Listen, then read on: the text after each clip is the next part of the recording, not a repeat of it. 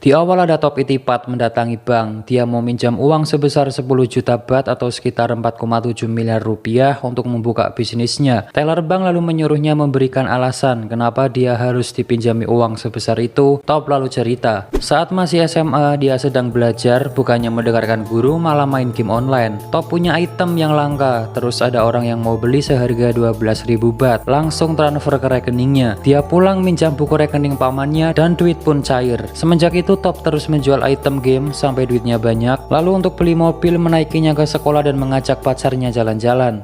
Pulang ke rumah, orang tua Top memarahinya, dapat uang dari mana, dituduh ikut taruhan bola. Top menjelaskan semua itu dari hasil ngegame. Orang tuanya nggak percaya dan ibunya meminta Top belajar saja, nggak usah aneh-aneh. Tapi Top bodo amat terus main game sampai lulus sekolah. Dia melihat hasil tes masuk universitas negeri tapi nggak lolos. Tanpa ada rasa sedih atau kecewa, langsung lanjut main game lagi.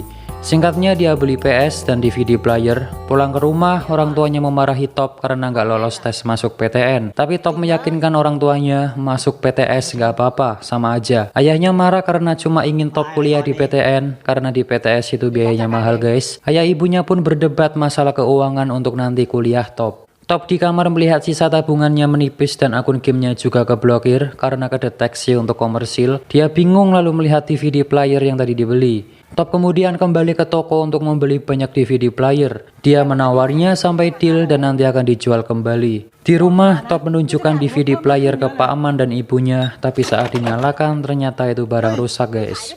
Dia kembali ke toko ngomel-ngomel ke penjualnya minta garansi pengembalian uang, tapi nggak ada karena itu DVD player bajakan, kalau rusak ya beli baru. Top marah karena nggak diberitahu dari awal lalu membanting ke atas etalase sampai pecah. Penjual marah menampar Top, dia mau dipukul tapi langsung lari terbirit-birit. Top pulang sambil manyun, lalu melihat ayahnya jalan kaki, ia nyuruh masuk mobil. Ayahnya bilang bisnis itu nggak gampang, jangankan anak kecil, orang dewasa saja banyak yang gagal. Dan menyuruh Top lanjut kuliah dimanapun terserah sambil memberikan uang, tapi Top menolaknya guys. Malam harinya dia mengambil jimat ayahnya dan dijual 100.000 bat, uang itu digunakan untuk masuk PTS. Singkatnya Top sudah masuk kuliah, tapi saat di kelas dia nggak mendengarkan, malah menyuruh temannya ngerekam suara dosen mengajar dan keluar kelas.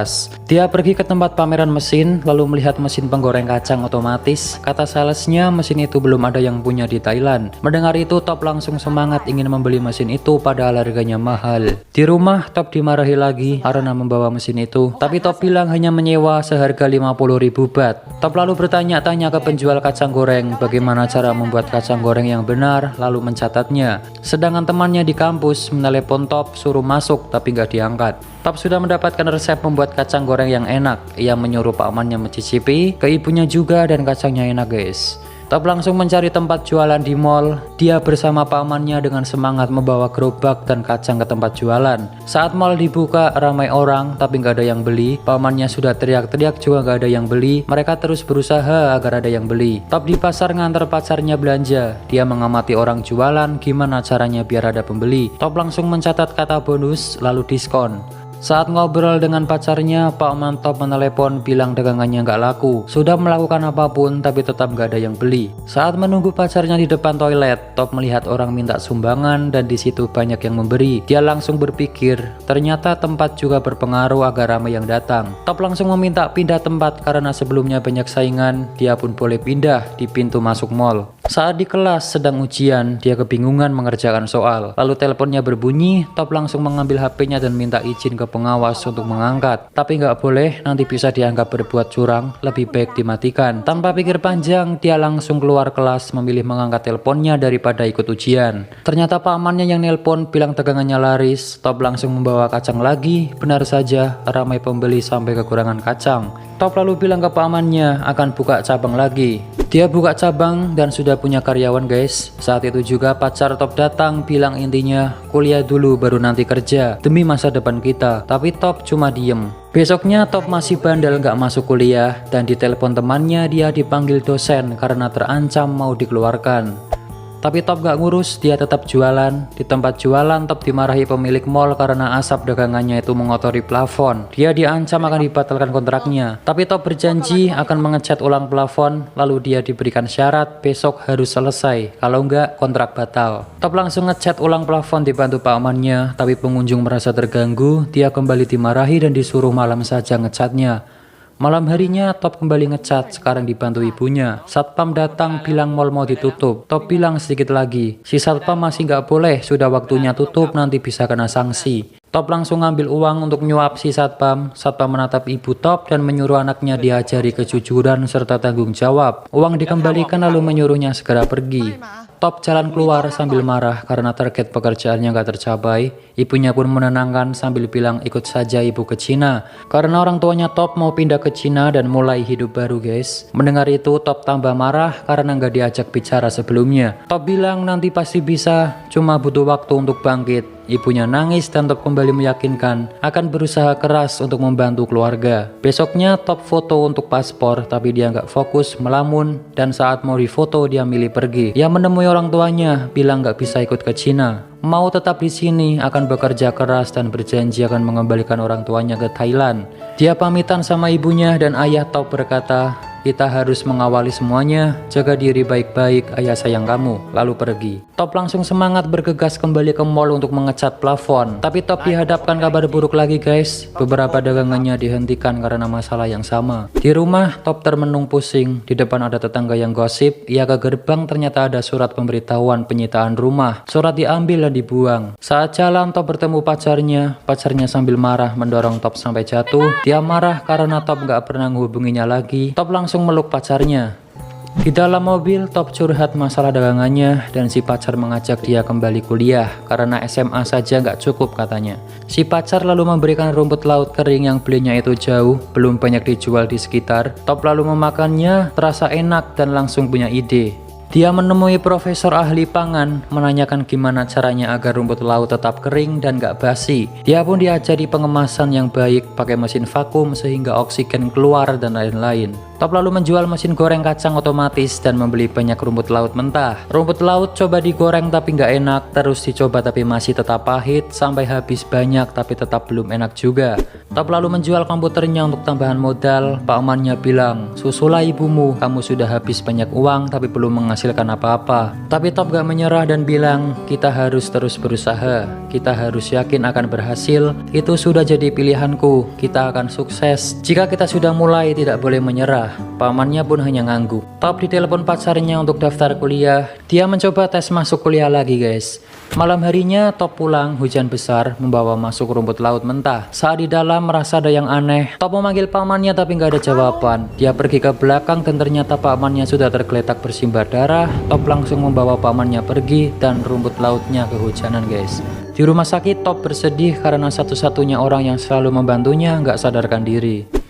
Siangnya Top kembali menggoreng rumput laut tapi masih nggak enak. Terus dicoba masih saja nggak enak sampai di kardus habis. Dia lalu melihat rumput laut yang semalam kehujanan, mencoba menggorengnya dan dicicipi. Rupanya kali ini rasanya enak nggak pahit. Penyebabnya adalah ada embun di dalam bungkus karena semalam kehujanan guys. Pamannya sudah baikan, Top lalu menyuruh mencoba rumput laut hasil gorengannya. Dan ya, rumput laut jadi lebih enak dan gurih. Mereka kembali jualan di mall tapi sekarang ganti jualan rumput laut dan yang beli ramai. Melihat dagangannya ramai, Top menulis 1 juta baht per tahun dan bilang nggak sulit. Ibu Top menelepon menanyakan kabarnya. Lalu ayahnya juga ingin mengajak Top nyusul ke Cina. Dia sudah disiapkan universitas di sana. Top lalu tanya berapa hutang ayahnya dan ternyata jumlahnya 40 juta baht atau sekitar 12 miliar rupiah. Top mendengar itu pun shock. Kembali ke rumah, ternyata di gerbang sudah terpasang tulisan rumah ini dalam proses penyitaan bank. Top lemas, nggak percaya kejadian yang menimpa keluarganya. Sambil sedih, dia membersihkan foto keluarga, lalu melihat ada wadah obat di balik foto orang tuanya. Ternyata itu obat tidur, dia pun tambah sedih. Top lalu memutar kembali suara dosennya waktu itu direkam. Isinya itu tentang motivasi. Jika kau berpikir kaya, maka kau akan kaya. Jika kau berpikir sukses, maka kau akan sukses, gitu intinya. Diulang-ulang terus. Sambil dengerin itu, Top ke 7-Eleven beli camilan. Saat jalan keluar, dia melihat ada 2 7-Eleven, langsung punya ide masuk ke dalam, minta nomor telepon kantor pusat. Di rumah dengan semangat, Top langsung menanyakan gimana caranya menjual produk di 7-Eleven. Top langsung ke kantor 7-Eleven, dia menunggu giliran dipanggil. Di sebelahnya ada orang yang juga akan memperkenalkan produk. Top melihatnya dan kembali punya ide. Di toilet dia langsung latihan seperti orang tadi. Top kembali menunggu sampai orang tadi sudah selesai, dan ternyata direktur ada rapat. Dia kembali disuruh menunggu lagi. Top menunggu sampai sore, direktur pun datang. Dia diberikan kartu nama dan disuruh meninggalkan produk. Nanti akan dicek karena direktur masih ada rapat. Tapi Top minta 10 menit saja untuk menjelaskan produknya. Produk diberikan ternyata belum layak dijual guys, karena kemasannya kebesaran dan kurang menarik, harganya juga kemahalan. Produknya ditolak. Top kembali ke rumah sambil lesu, ada pacarnya menunggu. Dia marah karena waktu itu Top cuma daftar kuliah tapi aslinya nggak masuk. Pacarnya pun menasehatinya harus kuliah, itu keinginan orang tua. Jadi pacarnya ini sangat ingin Top kuliah, kalau nggak kuliah nggak akan sukses gitu intinya guys. Si pacar juga bilang jika butuh uang dia bisa minta orang tuanya untuk bantu. Karena Top ini orangnya nggak suka minta-minta, dia pun marah lalu masuk, kunci gerbang dan meninggalkan pacarnya. Dia pun nangis. Malam harinya Top lusuh lemas, tidur di samping pamannya sambil nangis dan curhat. Dirinya begitu brengsek, pacarnya sungguh mencintai dan mengkhawatirkannya, tapi Top malah membuat kecewa. Pamannya pun menenangkannya. Esok harinya dia masih nggak menyerah, langsung pergi ke tempat cetak kemasan, menyuruh membuatkan desain yang bagus untuk produknya. Dia minta nama produk diganti yang bagus, tapi kata si pria, nama produknya sudah bagus, Tao Kainoi, artinya pengusaha muda.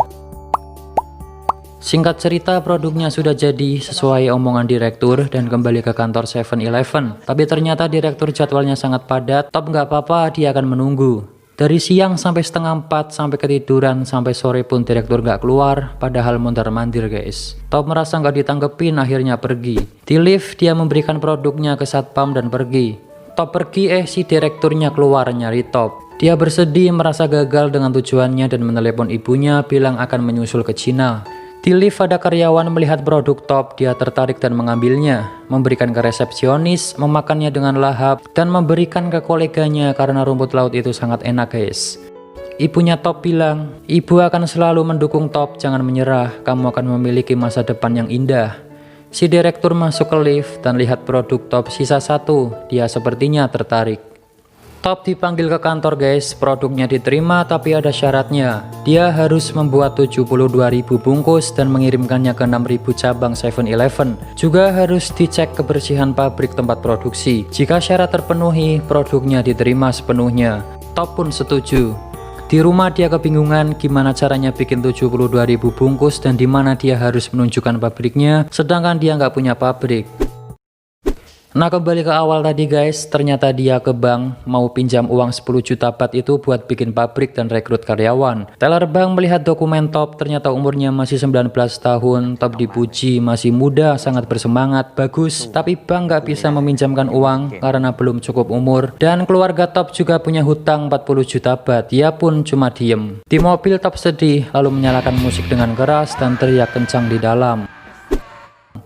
Top kemudian menjual mobilnya dan memutuskan untuk terbang ke Cina menyusul orang tuanya. Di bis, dia melihat tiket pesawat, langsung memukul gembok ruko lalu membuka pintu. Ternyata Top masih nggak nyerah guys, dia ke toko bekas orang tuanya yang dalam proses penyitaan bank. Di tempat itu, dia akan mendirikan pabrik. Dengan hasil uang jual mobil dan tabungannya, dia gunakan untuk modal usaha. Saat di stasiun mau masuk ke kereta, Top melihat pacarnya sedang asik dengan teman. Kereta datang, ternyata dia sudah gandengan tangan sama cowok lain. Top hanya dia memandanginya sampai nggak ingat mau masuk kereta.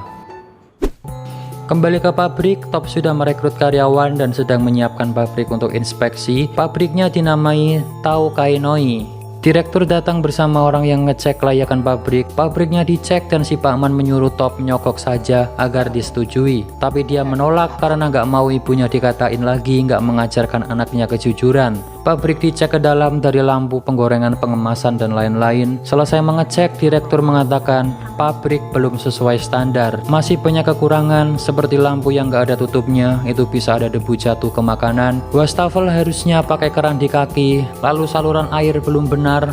Alkohol yang digunakan bukan untuk cuci tangan tapi itu untuk luka dan lain-lain. Top pun berjanji akan memperbaiki semuanya. Direktur pun akan merundingkan dan memutuskan nanti hasilnya dikirim lewat faksimiles. Saat mau pergi, pamannya menyuruh disuap saja biar keterima. Top mau memberikan amplop itu, tapi langsung pura-pura memberi salam. Singkatnya semua sudah diperbaiki, dari pekerja, rumput laut, lampu, wastafel, pengemasan, dan lain-lain. Mesin faksimiler pun berbunyi dan itu surat dari kantor, tapi suratnya nggak sempurna karena printer habis tintanya. Dia pun menerawang keluar, dilihat-lihat, diterawang-terawang, diraba, ada tulisan gede sendiri terlihat, disetujui. Melihat itu Top pun senang. Target 72.000 bungkus sudah terpenuhi, semua orang bergegas memasukkan ke truk untuk dikirim ke distributor. Top langsung memeluk pakmannya dan berterima kasih sambil bilang sudah menghabiskan apapun yang dimiliki. Jika ini gagal, kita nggak punya apa-apa lagi. Top akan kuliah dan nggak keras kepala lagi. Dia langsung bergegas masuk truk.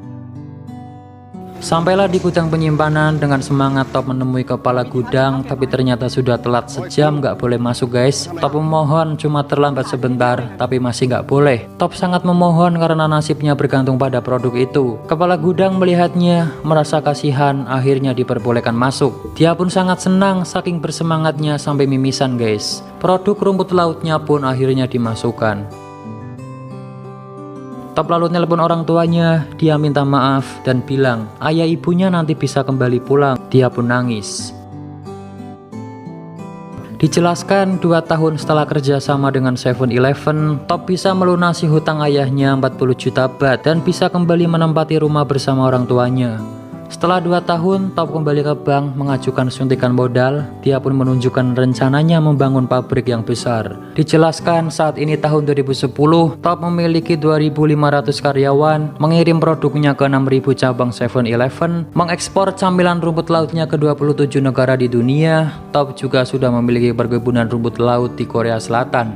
Pendapatan Top tahun 2010 sebesar 1.500 juta baht atau 450 miliar rupiah. Saat ini Top berusia 26 tahun.